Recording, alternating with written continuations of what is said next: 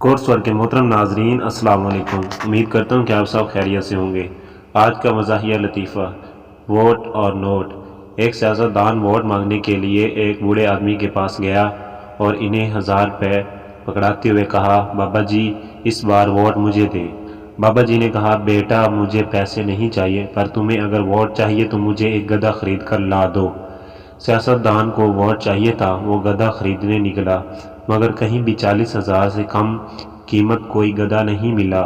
واپس آ کر بابا جی سے بولا، مناسب قیمت پر کوئی گدھا نہیں ملا، کم سے کم 40,000 کا گدھا ہے، اس لیے میں آپ کو گدھا تو نہیں دے سکتا پر 1000 روپیہ دے سکتا ہوں۔ بابا جی نے کہا، بیٹا اور شرمندہ نہ کرو، تمہاری نظر میں میری قیمت گدھے سے بھی کم ہے۔ جب گدھا 40,000 سے کم میں نہیں بکا تو میں 1000 روپے میں کیسے بک سکتا ہوں؟